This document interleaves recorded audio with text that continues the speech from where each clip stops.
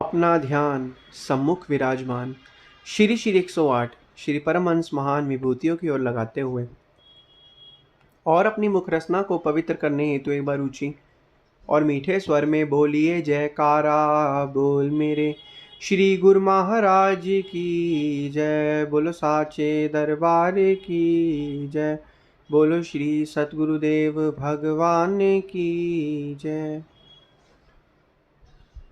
गुरुमुख हो।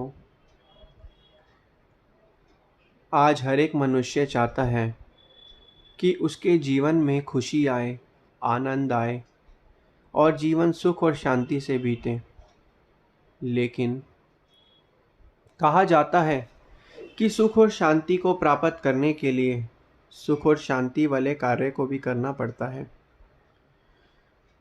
अब सुख और शांति कैसे प्राप्त होती है, ये वक़्त के संतों महापुरुषों की चरण शरण में जाकर उनकी आज्ञा और मौज में चल के रोज़ सत्संग श्रवण करने से ही सुख और शांति प्राप्त होती है। कुछ लोग कहते हैं कि हम सत्संग में जाते हैं, लेकिन हमारे मन के अंदर तरह तरह के विचार आते हैं।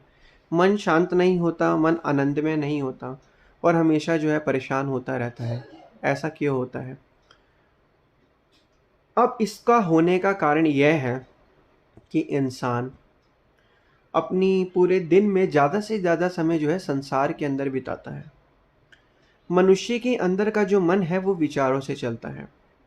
मनुष्य जो भी कर्म करता है, जिस भी अवस्था में रहता है, जिस माहौल में रहता है, तुरंत उसका जो विचार है मनुष्य के मन के अंदर बन जाता है। और मन के अंदर जब मनुष्य का वैसा विचार बन जाता है तो मन के अंदर की प्रकृति भी वैसी हो जाती है। तो इसीलिए वक़्त के संत महापुरुष बार बार जोर देते हैं कि सत्संग में आने से क्या लाभ होता है। सत्संग में आने से लाभ यह होता है, जैसा कि अभी हमने श्रवण किया, कि जिस माहौल में मन रहता है उसकी प्रकृति को विचार के रूप में अपने मन के अंदर बना लेता है।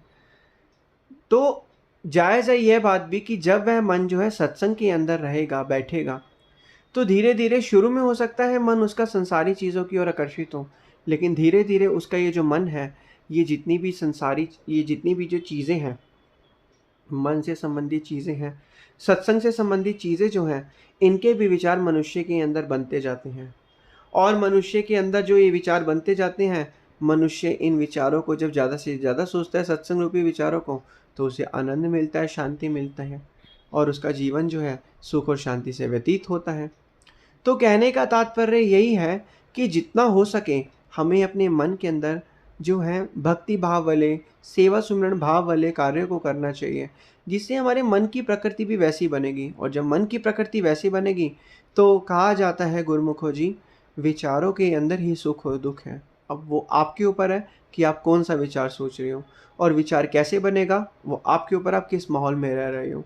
अगर माहौल गलत है तो विचार भी गलत है, विचार गलत है तो वो दुख भी देगा, और वो दुख ही देगा तो आपका मन दुख देगा हमेशा।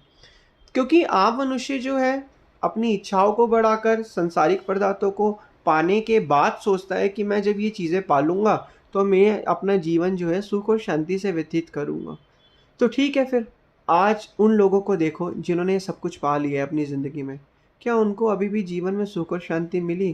क्या उनको अभी भी जीवन में आनंद मिला या नहीं मिला? ये आपके आसपास या आपके रिश्तेदार जिनके पास सब कुछ आज है भगवान की कृपा से, तो उनसे पूछो, क्या उनके पास होगा तो भौतिक वस्तु तो सब कुछ है, लेकिन उनके पास क्या आत्मिक शांति, मानसिक शांति है? यह ध्यान से समझने वाली बात है। उनसे पूछो कि क्या ये चीज़ है? जवाब में यही मिलेगा कि सब कुछ है, बस यही नहीं है, मानसिक शांति ही नहीं है, जीवन आनंद ही नहीं है। आम मनुष्य जब सारे संसार के पदार्थों को इकट्ठा कर लेता है, उसको बाद में याद आती है कि वह भी कुछ चीज़ अधूरी है जो एक मन को शांति नहीं देती। वो मन को शांति कैसे मिलती है? अपने अंदर गोता लगा के, अपने सुरती को बाह्यमुखी से अंतर्मुखी करके। तो जितना जितना हम सुरती को अंदर अंतर्मुखी करेंगे, उतना उतना हमारा मन जो है भक्ति के विचारों में लगेगा, मन शांत रहेगा, जीवन आनंद में बीतेगा। और जितना जितना हम भक्ति के नियमों की पालना करेंगे, उतना उतना मन के अंदर सुख और शांति और आनंद में जो है व्यतीत होता रहेगा। अब ये हमारे ऊपर है कि हम किस माहौल में रहते हैं और किस तरीके के विचार बनते हैं।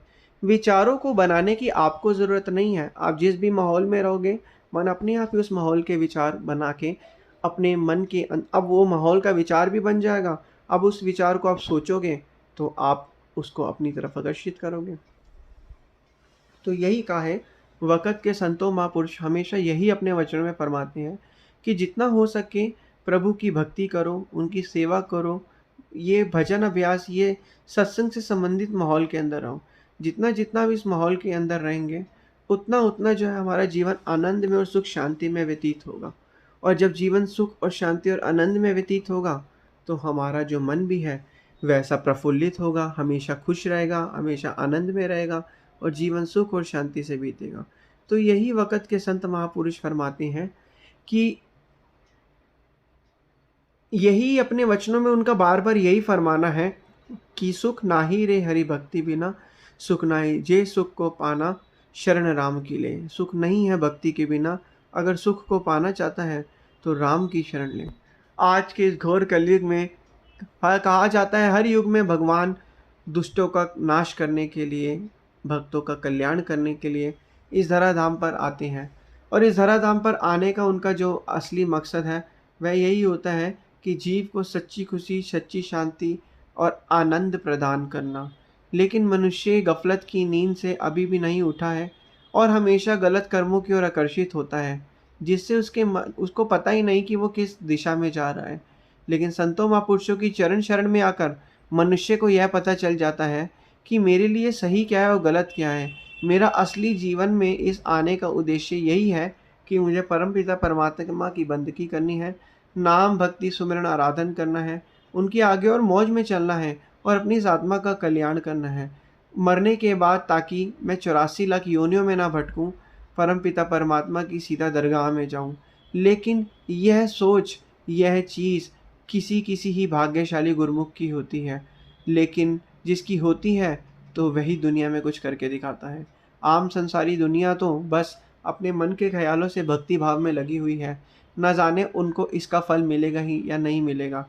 लेकिन वक़्त के संतों महापुरुषों की चरण शरण में आकर, उनकी आगे और मौज में चलकर, उनसे दीक्षा ग्रहण करके, उनसे शिक्षा प्राप्त करके, और जो उन्होंने अपने रास्ते बताए हैं, उस रास्तों पर जो है चलकर हम अपनी आत्मा का कल्याण कर सकते हैं। क्योंकि आत्मा जो अजर अमर और अविनाशी है, और आत्मा जो है शरीर के अंदर कैद है, लेकिन हमें आत्मा को परमात्मा से मिलाना है। क्योंकि आत्मा सुख, शांति और शाश्वत सुख की पहचान है। फिर क्यों मनुष्य इतना दुखी है? दुखी वह इस माया जाल और संसार के बंधनों में आकर है। इसलिए अपने मन को भक्ति में लगाना है, ताकि हमारा ये लोग भी सुखी हो और परलोक भी सुहेला बन जाए। बोलो जयकारा बोल मेरे श्री गुरु महाराज की जय। बोलो श्री सतगुरुदेव भगवान की जय।